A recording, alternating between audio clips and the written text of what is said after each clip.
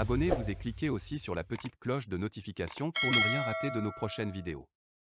N'oubliez pas de partager aussi la vidéo et de la liker. Afrique N24.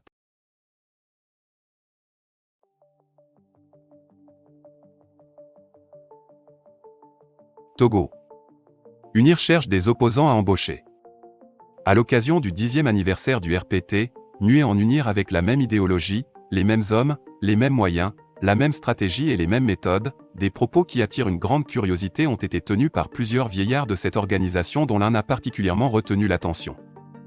Il s'agit de Charles Kondi Agba, président d'un certain conseil des sages de ladite organisation. Pour faire croire à qui veut l'entendre que leur parti et de leur régime est de nature démocratique par excellence, il s'en prend vertement à l'opposition togolaise qu'il qualifie de non constructive, laquelle selon lui, serait absente face à eux. Il trouve que cette situation leur serait dangereuse parce qu'il aurait pu mieux faire s'ils avaient en face une opposition qui critique quand c'est mauvais et qui applaudit quand la gouvernance est bonne. Et que c'est ce qui se fait dans tous les pays du monde. Et pour conclure, il déclara que l'opposition aurait abandonné, qu'il n'y a rien en face d'eux, eux qui gouvernent, et que le seul leitmotiv de cette opposition est de se focaliser sur la longévité de leur régime dynastique et monarchique. Bravo Monsieur Agba pour ces propos qui laissent vraiment croire que vous désireriez vivement avoir une opposition dans ce pays, que vous attendiez à faire face à une opposition constructive pour mieux gouverner le Togo, mais que c'est par la faute de l'opposition togolaise qu'elle n'existe pas en face de votre régime. Vous semblez même cynisme en faisant croire que vous implorez de tous vos vœux le ciel de vous procurer une opposition pour montrer que votre régime est le plus démocratique sur Terre.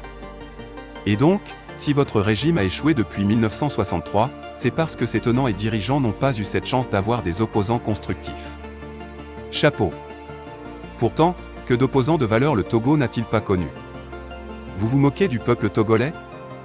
Après le lâche et crapuleux assassinat de Sylvanus Olympio le 13 janvier 1963, vous faites semblant d'oublier que les personnalités du régime Olympio devenus vos opposants ont été systématiquement traquées, laminées et réduites en poussière jusqu'au 5 octobre 1990, jour où le peuple fatigué s'est levé pour vous dire que ça suffit.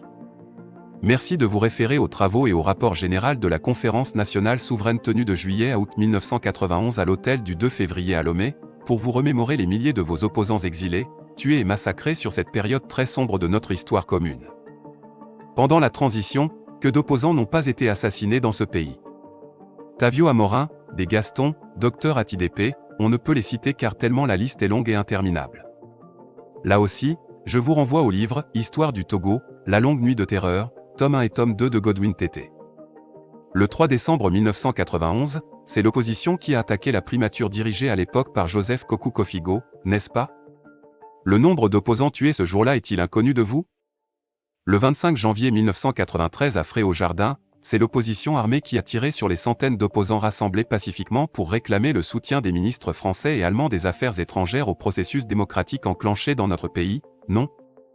Les nombreux plastiquages quotidiens des domiciles, des sièges des partis politiques et des lieux de travail des opposants d'alors étaient l'œuvre de l'opposition elle-même, c'est ça? L'assassinat du général Ameyi, du colonel Tépé et de ses enfants, de Akpo et de ses nombreux militaires anonymes était commis par l'opposition aussi, selon vous? Tokofaï lâchement assassiné au Ghana, ce sont les opposants aussi? L'attentat de Soudou, c'est aussi l'œuvre de l'opposition contre elle-même? Le hold-up électoral de juin 1998, c'est aussi votre opposition, n'est-ce pas? Le tripatouillage de la Constitution le 31 décembre 2002, c'est encore et toujours eux, non? La dévolution monarchique du pouvoir le 5 février 2005, c'est encore à cause du caractère non constructif de l'opposition? Les plus de 1000 morts d'avril 2005 consécutifs à la frauduleuse élection d'avril 2005, c'est toujours l'opposition irresponsable qui les a tués? Les nombreux assassinats dont celui de Hatsutse Agbobli, Étienne Yakanou mort en détention au SRI, tous ces morts et exilés anonymes sans voix ni visage, c'est à cause d'une opposition non constructive? Tous ces crimes économiques de grande ampleur, ces crimes humains, ces violations massives des droits humains commis dans ce pays l'ont été parce que vous avez une opposition non constructive? Quand le peuple se relève en 2017 pour formuler ses exigences, les tueries qui s'en sont suivies, la chasse à l'homme, la contrainte à l'exil des hommes politiques, les arrestations et détentions arbitraires multiples, la destruction des sièges de partis politiques, les actes des milices armées qualifiées de groupes d'autodéfense, tout ça, c'est l'opposition non constructive.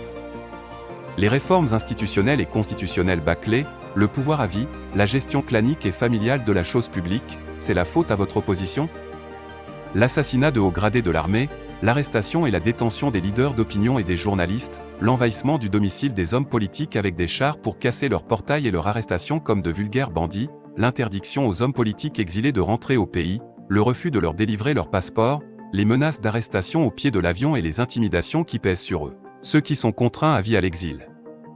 La grande corruption dans le pays, toutes ces nombreuses entraves aux libertés publiques et syndicales, c'est parce que vous avez des opposants non constructifs? Une Bible ne suffirait pas pour lister ce qui ne va pas dans ce pays dirigé par votre régime qui le régente depuis 1963.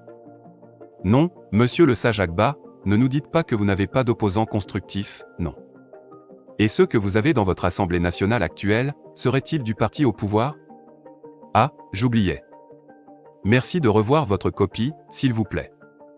Peut-être l'auteur de cet écrit lui-même se retrouvera au SCRIC, pour bien illustrer la situation des libertés dans notre pays. En somme, le RPT UNIR cherche des opposants constructifs pour mieux gouverner le Togo. Avis est lancé aux candidats qualifiés. La seule chose que M. Agba doit savoir est que le seul opposant de leur régime, c'est bien la grande majorité du peuple togolais.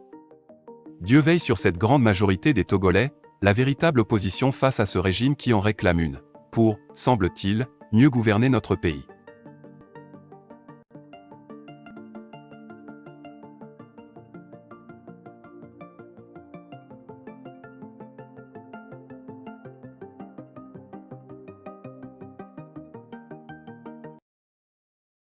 Likez la vidéo si ce n'est pas déjà fait.